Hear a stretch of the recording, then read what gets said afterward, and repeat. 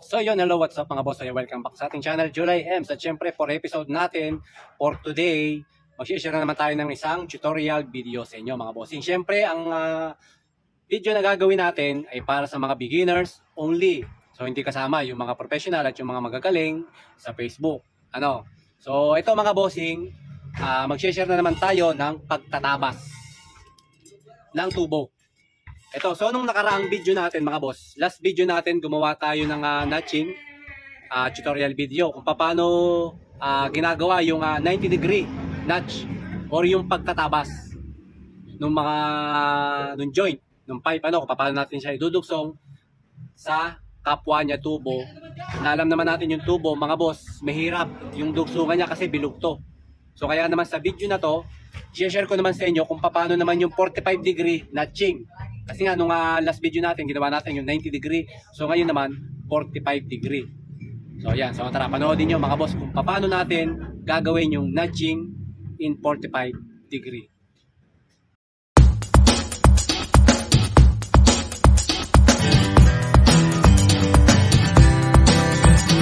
At so yan mga boss, so cutting muna tayo.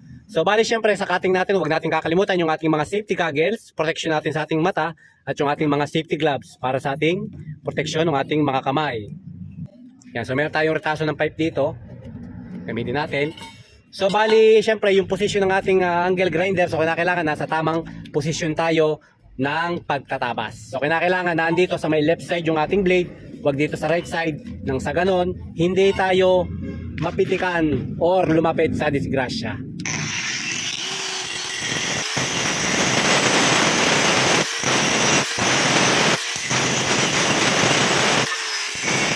So yan mga bossing.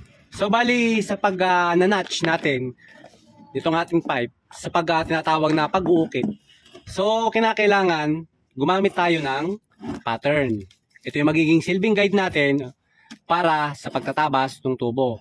So kasi yung iba kasi ang katwiran nila is mata-mata, okay na. So ibig sabihin, pag nagmata-mata tayo, hindi tayo sigurado dun sa ating tatabasin. Iba-iba pa rin yung gumagamit ng pattern. Nang sa ganon, yung accuracy ng ating cutting is malapit sa katotohanan. Kasi yung mata-mata, malayo sa, kahit sabihin mong magaling ka na, expert ka, iba pa rin yung may jig or guide ka. So para yung accuracy, gaya na sinasabi ko, ay malapit sa katotohanan. Hindi tayo paulit-ulit ng cutting. Kasi pag mata-mata, alam nyo na, paulit-ulit kasi tansyahan. So bali sa paggagawa natin ng ating pattern, susukatin lang ulit natin yung laki ng tubo. Sukatin natin kung ilan siya. 4.7 cm. 4.7 cm. At syempre, sukatin din natin yung diameter ng tubo natin. At eto na mga boss yung ating tinabas na pattern, na papel. So bali, ito na yung lapad niyan, laki ng ating tubo. Ito yon. And then yung diameter niya, ito na yung haba, yung circumference niya, no? And then next na gagawin natin, so kinakailangan na, try nyo muna, kinakailangan paglalagay nyo ng pattern, eksakto. No, walang labis, walang kulang. So gaya nakikita nyo, eksakto lang yung papel dun sa circumference ng ating isa diameter ng ating tubo. Ngayon, gagawin nyo mga boss, ipofold natin to ng 2 beses. Sa gitna, kunin natin yung sentro nya, fold natin. Yan. And then, pagka-fold natin ng isa, ipo-fold ulit natin ng isa pa. Ayan. Pagkatapos, once na ma-fold natin ng ganyan, eto, meron tayong na-fold na. Mamarkingan nyo. Or kahit hindi nyo na markingan, kasi makikita nyo naman yung part na na-fold na siya. Pero kung gusto nyo markingan, kung malabo mata nyo, ilagyan nyo marking. Ito yung tapatan nyo lang yung mga pinagtupian. Ayan. So meron na tayong marking. Pagkatapos, lilipat naman natin sa tubo. So kinakailangan ito. Yan. Ganyan natin siya, no? Pagkatapos, yung mga nakikita yung marking na yan, ililipat naman natin yan sa tubo. So di ba 3 yung minarkingan natin? Ang pang-apat, ito yung dugsungan. So lagyan natin siya ng marking. Yung marking doon sa tubo, sa papel, ilipat natin sa tubo. Yan. Dito. Then sa kabila. Tapos yung sa may dugsungan. Ayan. Then tanggalin natin yung ating pattern. Tapos, lagyan nyo ng guhit dito. Kailangan mga bossing, itong ating papel, pantay lang sa edge ng tubo natin ha. Tapos guhitan nyo yan. Yan, mamarkingan natin yan. Ito yung ating fold, no? Yan. Okay. So, yan na. Okay na yung mga marking natin. Pagkatapos naman, next step na gagawin natin. Papel ulit. Itatama lang natin yung edge ng papel dito sa sentro ng ating marking. Tapos, kita nyo to. Dito nyo itatapat yan at saka dito. Wala na yan. So, ang purpose lang natin para makuha natin yung pagkakahati ng ating pipe. Then next na gagawin nyo, ganyan. Tapat nyo dito. Then center ng ating yan, guhit. Tapos yun. Then guhitan nyo ulit. Papunta doon. Yan. Sa kabila, ganun din gagawin natin.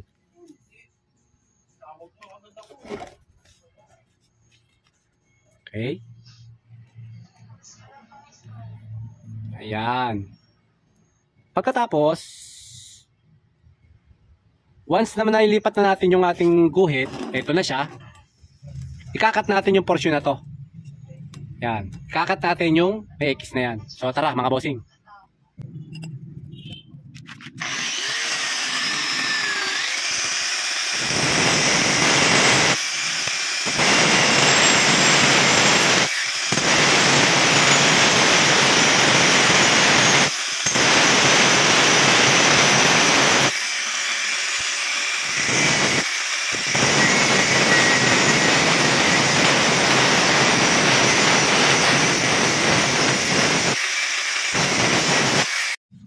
Ayan na mga bossing. So tapos na yung ating cutting.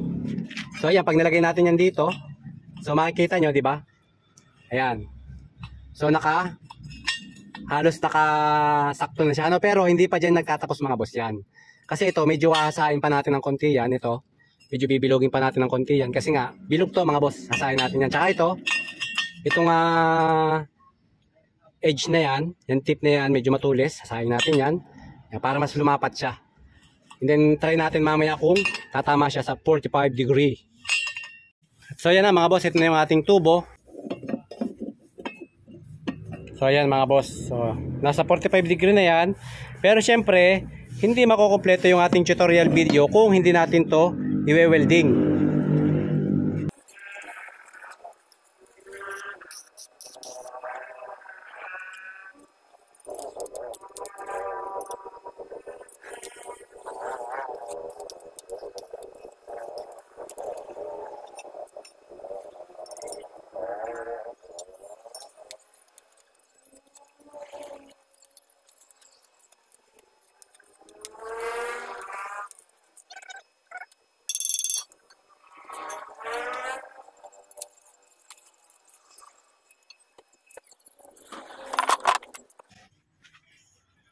So yun na mga bossing, ito na yung ating finished product. Ayan, so try natin, sukatin nga natin kung siya naka 45. Ayun mga boss. Ayan, so ganyan lang mga boss yung technique natin sa pagnanatch ng tubo into 45 degree.